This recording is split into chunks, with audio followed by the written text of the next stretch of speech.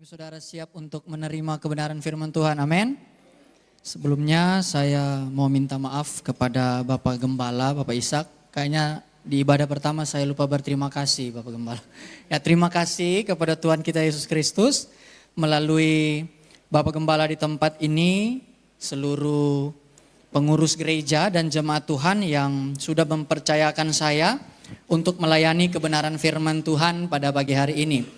Ya, kalau di ibadah pertama saya sudah berbicara tentang kuasa Injil mengubah keluarga. Di ibadah yang kedua ini kita akan berbicara tentang bagaimana kuasa Injil mengubah keluarga dan mewariskan iman. Nanti ibadah ketiga dan keempat temanya itu beda-beda. Nah, perkenalkan, nama saya Rian Madunde. Saya pelayanannya di Sumba dan saya sudah menikah.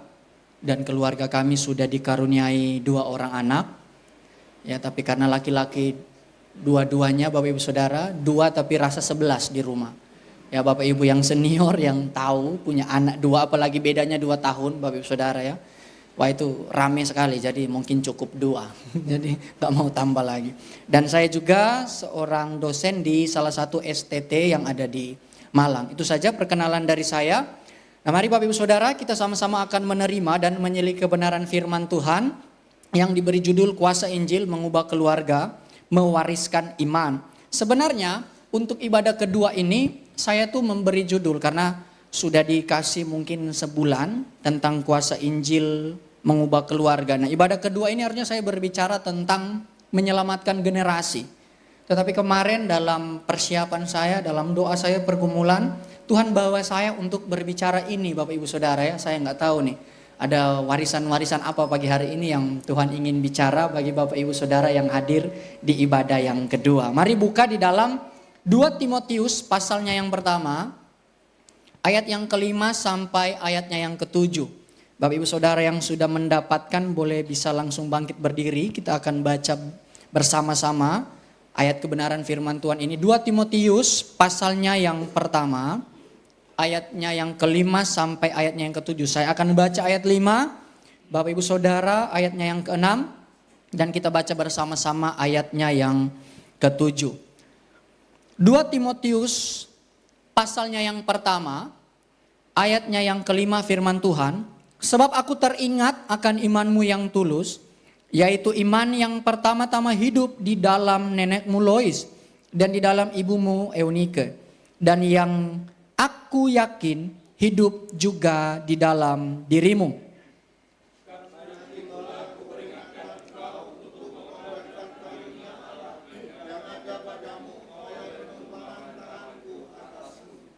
Ayat yang ke-7, 1, 2, 3.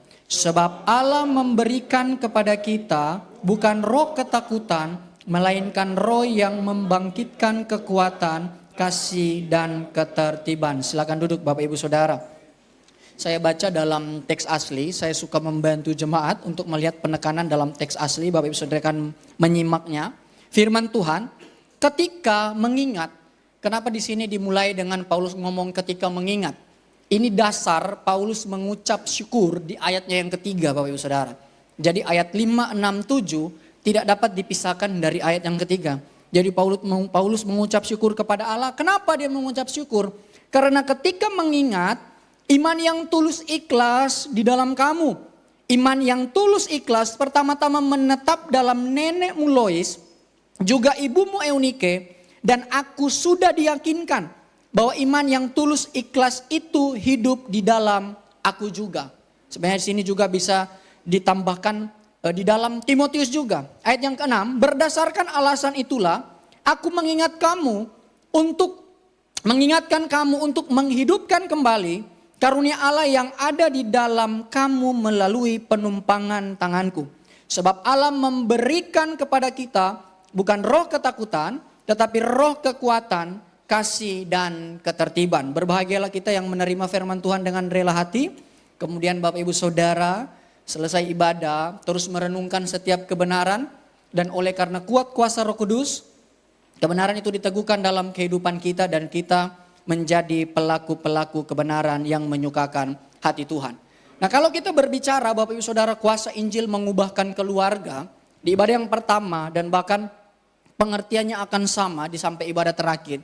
Itu menekankan satu hal, bahwa ketika Kristus datang ke dalam dunia, dia ingin mengubahkan setiap keluarga.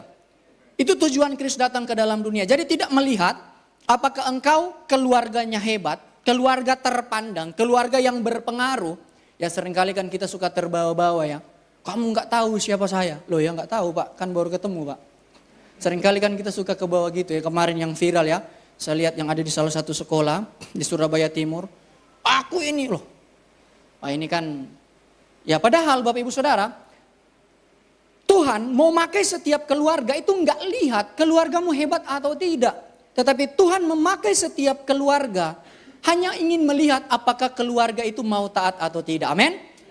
Tidak perlu hebat, tetapi apakah engkau mau taat?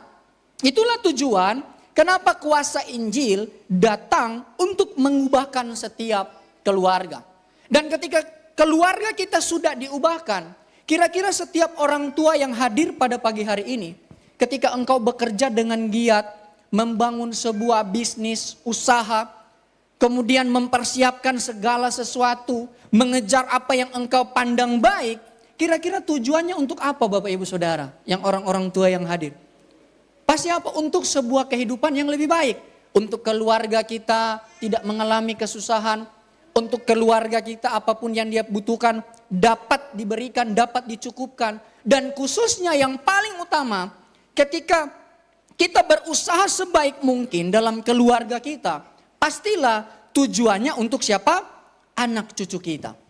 Ada enggak orang tua yang berusaha, Papa harus sukses berhasil supaya Papa bisa makan enak. Anak-anak mau makan enak juga ya persoalan lain ya. Mau makan enak nggak makan enak Papa nggak ngurus, yang penting Papa saja. Ada nggak begitu? Enggak kan Bapak Ibu Saudara? Untuk apa? Anak cucu kita. Tetapi kadang kalau di hal-hal yang sulit, hal-hal yang genting berbahaya, cenderung kita orang tua tuh menyelamatkan diri sendiri lebih dahulu baru anak-anak. Buktinya saya kasih bukti. Kalau Bapak Ibu Saudara naik pesawat dengan anak, katakanlah anak 5 tahun, kadang saya suka protes ketika peragaan keselamatan. Jadi singkat cerita, peragaan keselamatan itu yang di apa? Orang tua pakai masker dulu. Lo anak-anak kita gimana?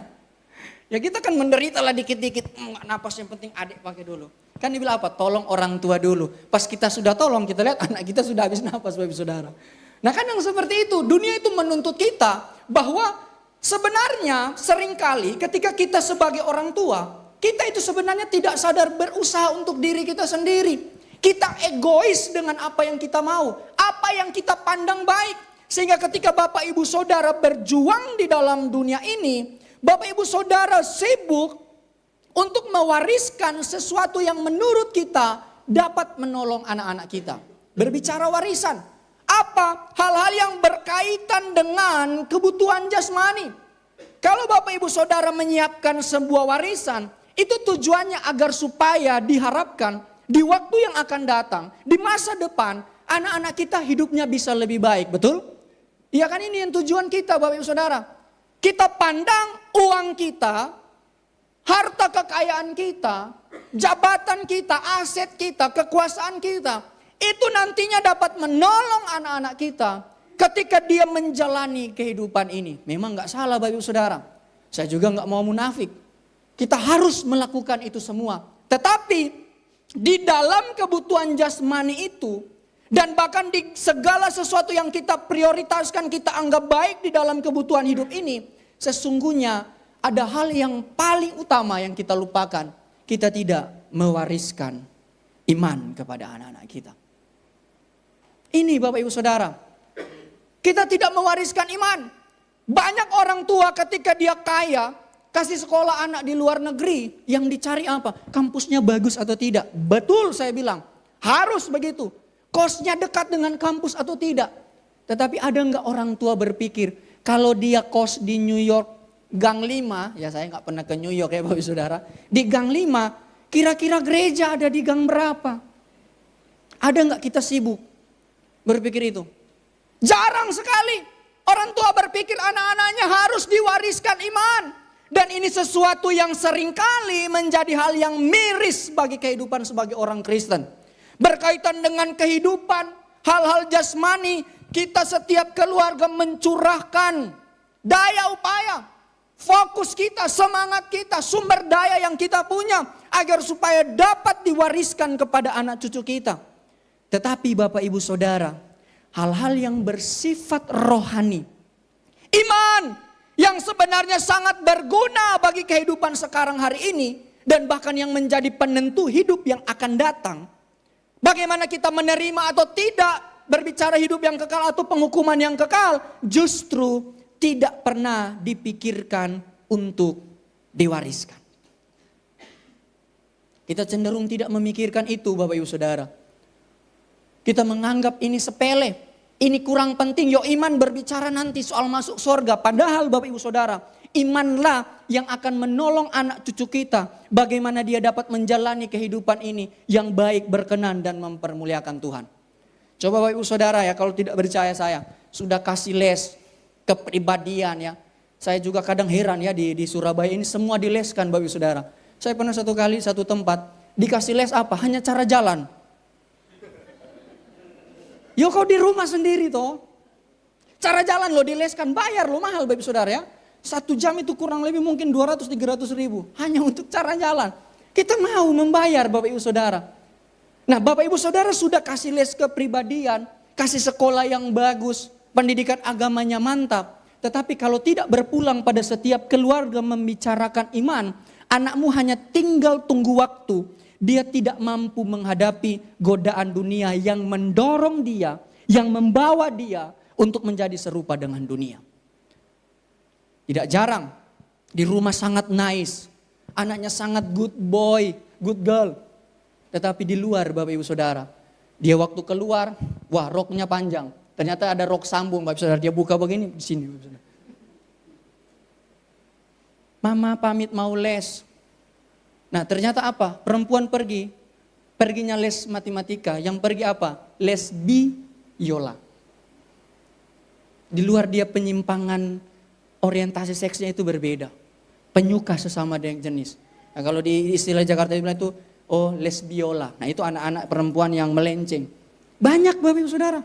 Terjadi hari-hari ini. Kita orang tua harus tahu apa yang paling penting diwariskan kepada anak cucu kita. Jangan kita berpikir, oh saya sudah terima Yesus, saya melayani, saya menjelis di gereja.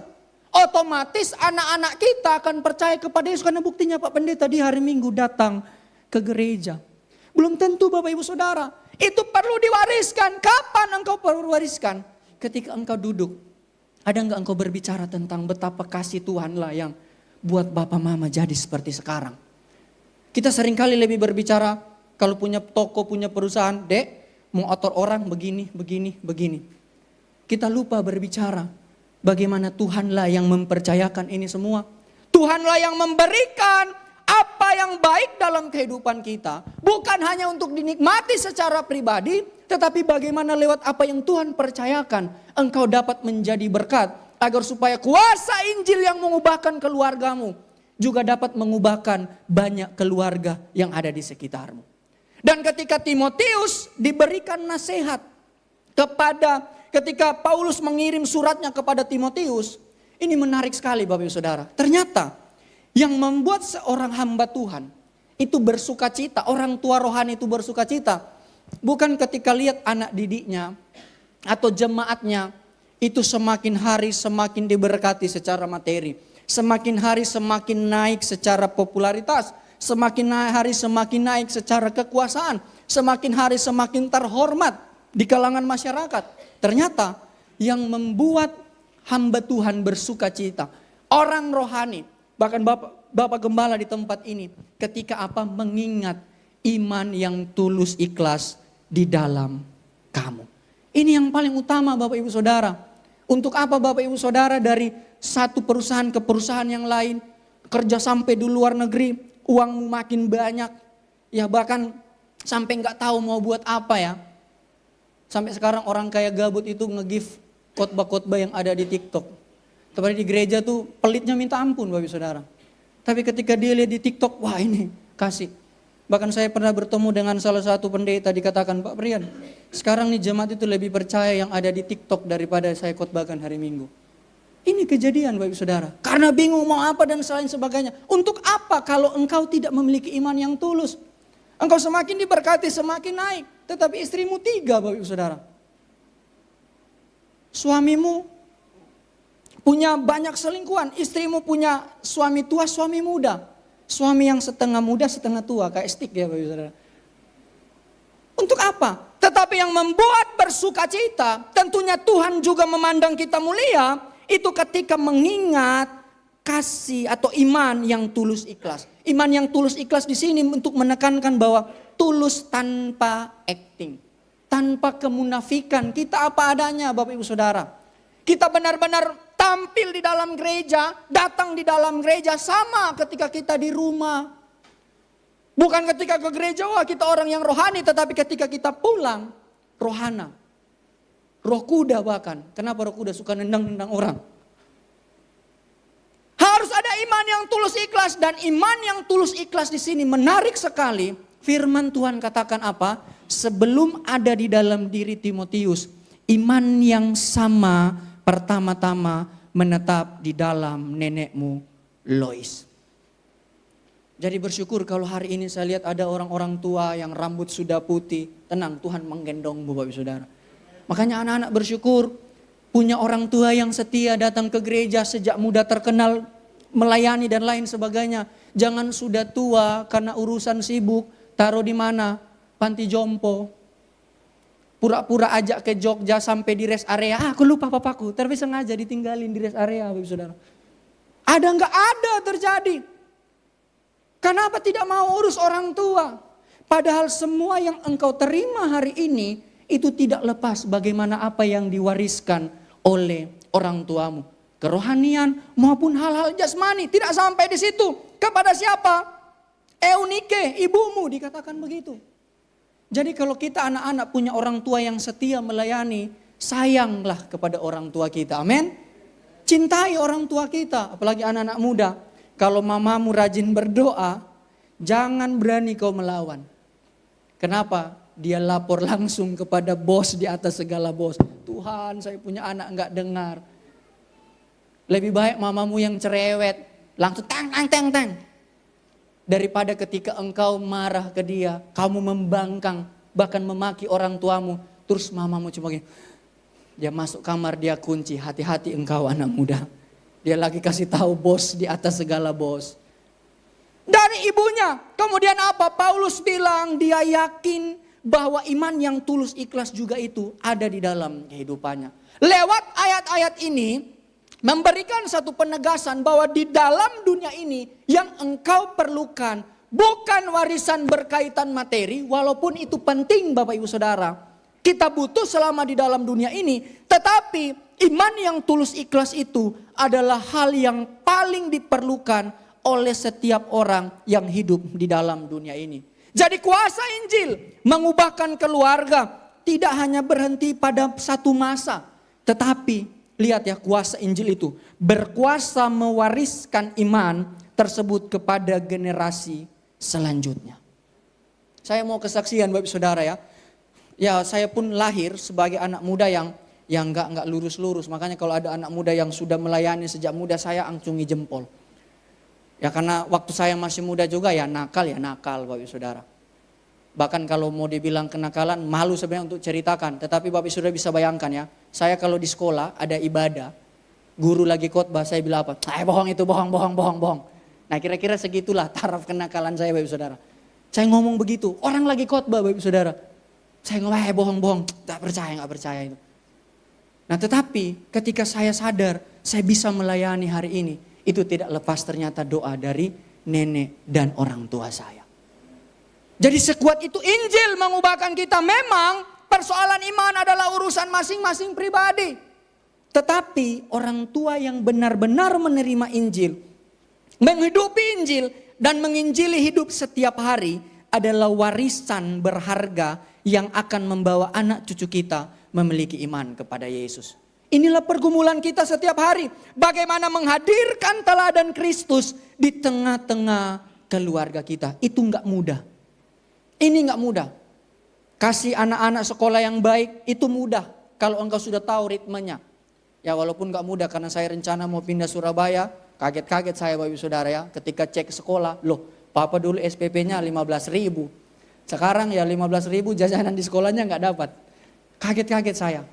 Tetapi yang paling utama dan yang paling penting bagaimana kita menghadirkan Kristus di tengah-tengah keluarga kita.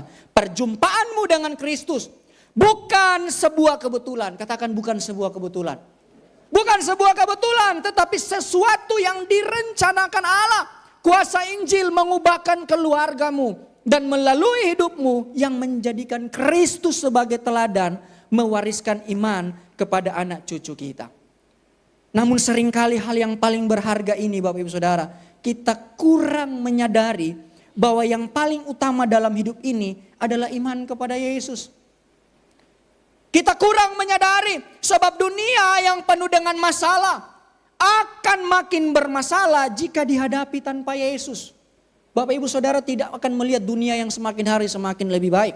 Dunia semakin hari semakin jahat. Zaman saya hal-hal yang berbau pornografi itu sulit ya, sebulan sekali baru bisa dapat. Sekarang Bapak Ibu Saudara hanya pakai 1 jempol. Bapak Ibu Saudara nggak bisa membatasi anak-anakmu, dia bisa melihat apa yang berkenan dan yang tidak berkenan. Itu yang terjadi, dunia makin bermasalah, makin mendatangkan penderitaan sehingga tidak mewariskan iman kepada anak cucu kita. Sama artinya kita membiarkan mereka hidup dalam masalah yang membawa kepada kebinasaan. Makanya renungkan hari ini, kalau di dalam keluarga Tuhan percayakan ada beberapa anak-anak yang hadir di tengah-tengah keluarga kita. Tugas kita yang paling utama, adakah iman engkau sudah wariskan kepada anak cucu kita. Dan realita kehidupan mengatakan yang engkau butuhkan bukan Tuhan. Inilah yang membuat orang tua jarang sekali mewariskan iman kepada anak-anak. Kenapa dunia bilang yang kau butuhkan bukan Tuhan. Apa? Uang. Kalau enggak punya uang, kau bisa apa? Bagaimana punya uang? Harus punya pekerjaan. Bagaimana punya pekerjaan? Harus punya keahlian. Sehingga secara tidak sadar walaupun itu hal baik yang perlu kita kejar dalam dunia ini, seringkali membelokkan pandangan kita kepada hal yang utama. Bagaimana mewariskan iman kepada anak cucu kita. Kuasa Injil tidak mengubah keluarga. Kuasa Injil tidak mewariskan iman. Karena persoalannya bukan karena Bapak Ibu Saudara dan saya tidak percaya bahwa Yesus sudah mati atas dosa-dosa kita. Tetapi sebenarnya kita sendiri menolak untuk percaya bahwa Yesus sanggup menolong kehidupan kita selama kita ada di dalam dunia ini. Sehingga kita perlu merefleksikan Injil pada pagi hari ini. Kuasa Injil yang mengubahkan setiap keluarga, mewariskan hal yang paling berharga, yaitu iman kepada Yesus bagi anak cucu kita. Amin. Ini yang paling berharga Bapak Ibu Saudara. Kalau Bapak Ibu Saudara mau jadi orang tua yang bersuka cita, bersyukur di hari tuamu, wariskan Injil kepada anak-anakmu. Kemarin saya bertemu dengan ada seorang yang cukup kaya, ya dia seorang desainer kalau saya tidak salah ya. Karena saya tidak suka tanya-tanya detail, karena mereka suka cerita ke saya, walaupun saya nggak kenal, suka cerita. Ya padahal saya bukan host insert, tapi masalah itu suka diceritakan ke saya. Kemudian dia bilang begini, intinya begini Bapak Saudara, ya saya nggak lagi gosip ya, saya kasih supaya ini jadi pelajaran. Intinya Bapak Saudara, yang nipu dia anaknya. Anaknya sendiri, modal usaha, uangnya dibawa lari oleh anaknya. Anak yang dibesarkan dengan kasih, dengan cinta. Apa persoalannya? Lupa mewariskan iman kepada anak-anaknya. Maka daripada itu Bapak Ibu Saudara perlu katakan, karena Yesus. Sama-sama katakan karena Yesus. Sudah lebih dahulu mengasihimu dan menyelamatkanmu, maka kasih dan keselamatan yang sama juga diberikan bagi anak cucu kita. Coba Bapak Ibu renungkan ya, gak mungkin Tuhan itu hanya menyelamatkan kita sebagai orang tua. Karena catatan di dalam Alkitab, satu orang percaya, seisi rumah diselamatkan. Jangan ibu-ibu bilang, enggak Pak Pendeta, saya sudah doa sekian tahun. Yo enggak bisa suamiku, mau pakai alat berat pun pakai tronton, enggak mau dia Pak Pendeta datang ke dalam gereja, datang beribadah. Ibu-ibu kalau ada punya suami seperti itu, bangun jam 3 tumpang tangan di kepalanya. Dalam nama Yesus. Kalau dia kaget bilang enggak Bapak saya urut kepalanya. Kayak Bapak capek. Enggak marah kok Bapak Saudara ya. Sampai kapan doakan? Sampai Tuhan bekerja dalam kehidupannya. Begitupun anak-anak kita. Ketika dia melakukan kesalahan, hukuman saja tidak cukup. Tetapi bagaimana kasih itu ditunjukkan kepada anak-anak kita. Richard Philip itu ngomong begini, Christian Church never involve merely a transfer of information, but a personal relationship of faith and love. Jadi kekristenan kebenaran dalam Kristus itu tidak hanya semata berbicara sekedar transfer informasi Bapak Ibu Saudara. Bapak Ibu Saudara datang beribadah bukan hanya yang dari tidak tahu menjadi tahu. Tetapi bagaimana dalam setiap perjumpaanmu dengan Kristus dalam ibadah, itu adakah engkau membangun hubungan yang didasarkan atas iman dan kasih kepada Tuhan. Ini yang perlu kita kejar. Bukan hanya sekedar berkat apa ya yang saya datang. Kadang orang datang ke gereja itu bukan karena mau bergereja. Karena ada banyak masalah. Pengen dapat konfirmasi dari Alkitab. Saya gak mau mengampuni. Dia yang salah kok datang ke gereja pengen dapat jawaban. Benar kan pendeta tadi bilang? Lain kali tuh orang yang tidak tahu diri harus kasih pelajaran supaya dia bertobat. Kita nggak mau mengampuni, seringkali datang cari jawaban pembenaran di dalam gereja. Bahkan kita melakukan dosa, kita cari jawaban apa yang Tuhan mau benarkan, apa yang kita pandang benar Bapak Ibu Saudara. Kadang kita sudah lihat ada saudara kita susah. Di hati itu Roh Kudus sudah bilang bantu saudaramu, bantu saudaramu. Ya ojo Roh Kudus, saya juga banyak keperluan. Ya tak gereja dulu, kalau Roh Kudus jamah, ada damai sejahtera. Woi keburu mati saudaramu. Dia nggak makan di rumah loh. Sudah dikasih gerakan, ayo bantu berapa sih beras 5 kilo. Tetapi kadang kita harus cari jawaban di gereja dulu. Kok sejahtera yo kasih? Ya udah keburu mati.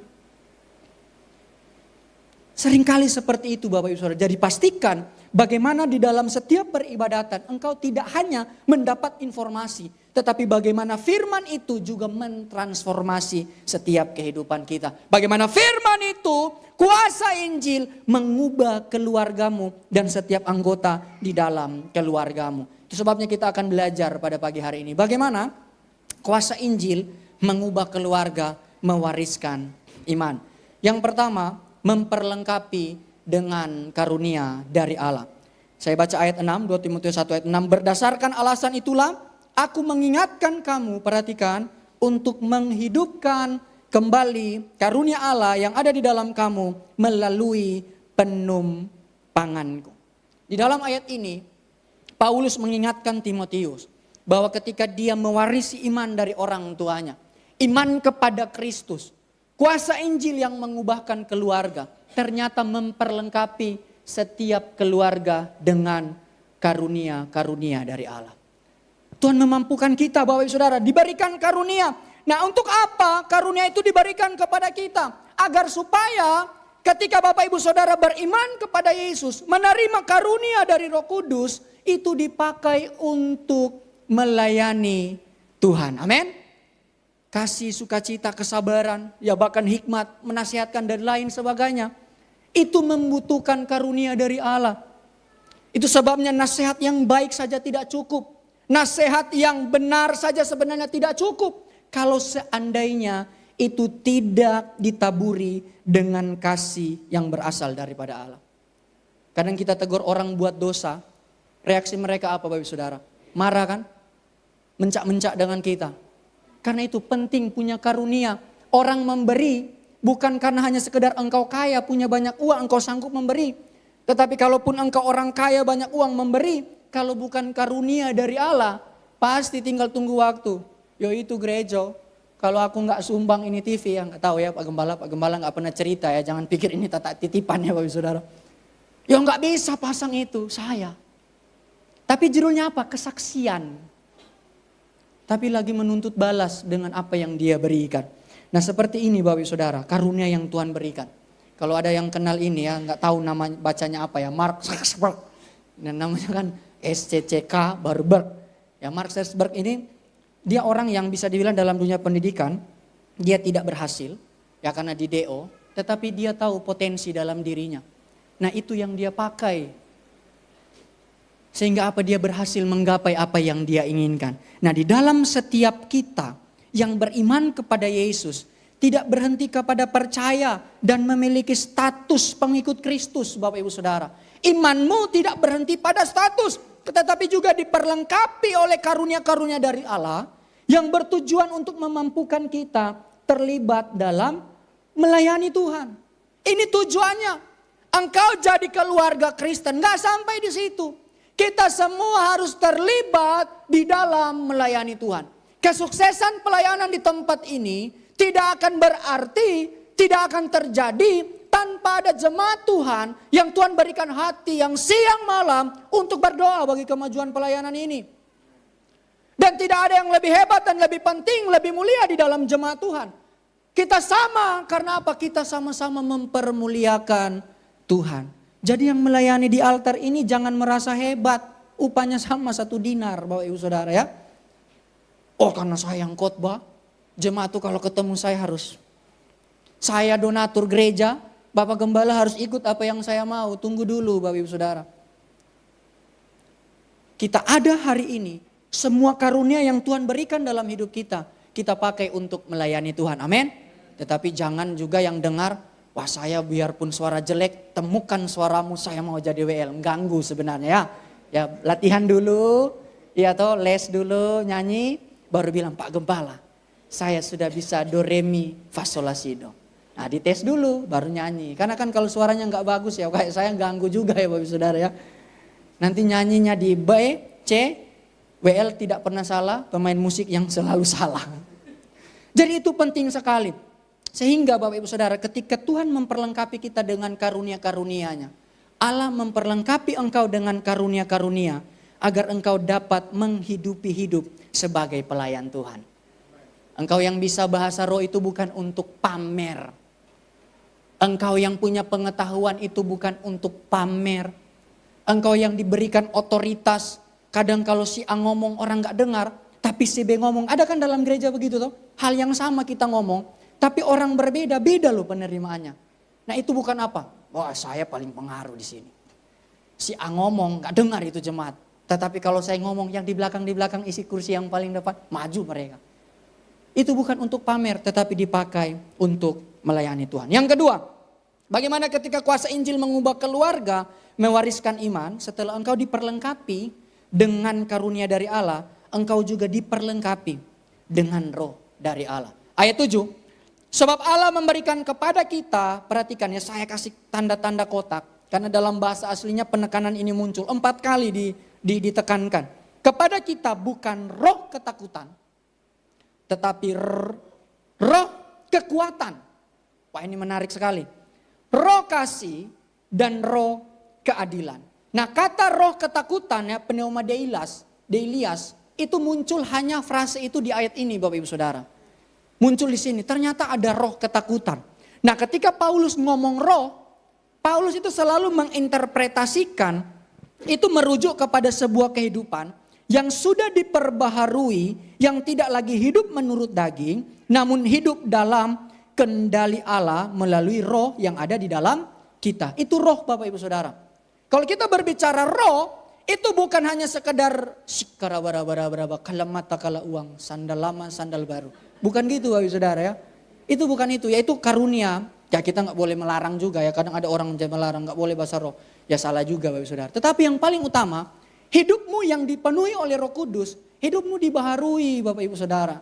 Dulu ngomel bisa dari pagi sampai malam. Kalau pak sudah dipenuhi dengan roh, yang ngomelnya pagi doang. Enggak, itu enggak berubah juga Bapak Ibu Saudara ya, sama. Dulu rokoknya 1 batang, sekarang rokoknya setengah batang. Ya itu enggak berubah Bapak Ibu Saudara. Pak Pendeta, saya sudah mulai rem-rem rokoknya. Dulu berapa? 2 batang, sekarang 1 batang. Ya enggak berubah itu. Enggak berubah. Jadi berbicara hidup di dalam roh, bagaimana kita diubahkan Bapak Ibu Saudara. Nah dan ketika hidupmu ada di dalam roh, roh itu apa? Ketika iman yang diwariskan kepada Timotius, itu akan tercermin bagaimana hidupmu penuh dengan apa? Kekuatan. Kekuatan di sini bagaimana kita hidup bisa efektif, hidup yang berkualitas, hidup yang produktif untuk tujuan Allah. Itu kekuatan yang dimaksud. Makanya seringkali peristiwa Pentakosta salah dipahami. Tetapi akan menerima kuasa. Nah di sini sama dunamis Bapak Saudara. Ketika roh turun, jadi akhirnya apa? Semua yang dia minta, yang dia pegang itu jadi miliknya. Ini bahaya Bapak Ibu Saudara, apalagi bapak-bapak. Sudah punya istri, salah pegang istri orang, jadi miliknya. Wah, dinamis, berkuasa. Itu bahaya Bapak Ibu Saudara. Berusaha bisnis kakak kita, karena kita beriman, berkuasa, kita ambil. Nah itu salah. Nah dunamis yang dimaksud, kekuatan. Itu bagaimana ketika hidupmu di dalam roh, engkau berfungsi, berkualitas, produktif dengan tujuan daripada Tuhan. Dan orang-orang yang hidupnya diperlengkapi dari roh dari Allah, hidupnya penuh kasih Bapak Ibu Saudara. Di sini kasih agape itu berbicara kasih kualitas tertinggi. Kalau sudah beri dengan tangan kanan, jangan juga tangan kiri yang tahu. Apalagi ingat-ingat, apalagi apa nuntut balas. Itu berbicara apa? Kasih. Kemudian apa? Ketertiban. Orang yang hidupnya ada roh daripada Allah, engkau tahu mengendalikan dirimu. Seperti ini Bapak Ibu Saudara ya, ilustrasinya. Ketika engkau hidup di dalam roh, semua aspek kehidupanmu, ini resep ya. Kok jadi kita bahas makanan ya, lapar ini habis ini. Ini kayak resep. Ada bumbu yang lebih, enak gak makanannya? Gak enak, walaupun engkau pakai bumbu yang premium. Nah artinya orang-orang yang hidup di dalam roh, ketika engkau bertindak, itu selalu apa? Mendatangkan kemuliaan Allah. Ketika engkau berpikir, itu untuk memuliakan nama Tuhan. Ketika bahkan engkau diam, bukan karena enggak suka, tetapi engkau tahu semua yang terbaik untuk kemuliaan nama Tuhan. Iman kepada Yesus membawa setiap orang masuk ke dalam sebuah kehidupan yang baru. Hidup bukan lagi menurut daging, tetapi menurut roh. Roh Allah yang telah memberui setiap roh orang yang beriman kepada Yesus akan menjalani sebuah kehidupan yang memiliki kekuatan, kasih, dan ketertiban. Inilah keuntungan Bapak Ibu Saudara yang akan kita miliki di dalam iman kepada Yesus. Hidup akan dibatasi. Bukan hanya sekedar hidup melakukan firman dalam pengertian tidak mencuri, tidak membunuh dan lain sebagainya. Tetapi hidupmu dibatasi oleh ketiga hal ini agar melalui imanmu engkau dapat menghasilkan buah dan dapat dinikmati orang banyak. Ini hidup di dalam roh, roh dari Allah. Hidupmu menunjukkan kekuatan, hidupmu menunjukkan kasih, dan hidupmu menunjukkan ketertiban. Hingga Allah memperlengkapi engkau dengan roh yang telah dibaharui. Sehingga dengan kehidupanmu yang telah diperbarui, dunia bisa menyadari betapa hancurnya kehidupan karena dosa. Ini yang kita perlukan Bapak Ibu Saudara. Sehingga yang menjadi kekuatan Injil, saya undang pemain musik. Kuasa Injil mengubah keluarga. Anak cucumu menerima warisan iman kepada Yesus. Maka Allah memperlengkapi kita dengan karunia dan roh darinya agar engkau dapat melayani Allah yang telah menyelamatkan keluargamu. Dominus omnium dedit apostolis suis potestatem evangelii soli Deo gloria. Tuhan Yesus memberkati kita semua. Berikan tepuk tangan bagi Tuhan kita Yesus Kristus. Haleluya. Mari kita bangkit berdiri Bapak Ibu Saudara. Kita akan bersyukur buat setiap kebenaran firman Tuhan. Karena tujuan Tuhan memulihkan keluarga kita. Iman yang ada di dalam kita. Itu tidak hanya dinikmati oleh kita sebagai orang tua. Tetapi itu perlu diwariskan bagi anak cucu kita. Karena itulah yang akan menolong dia dalam menjalani hidup ini. Haleluya Yesus. Bersyukur kepada Tuhan. Terima kasih Tuhan. Rindu selalu dekat denganmu. Tuhan Yesus sahabatku.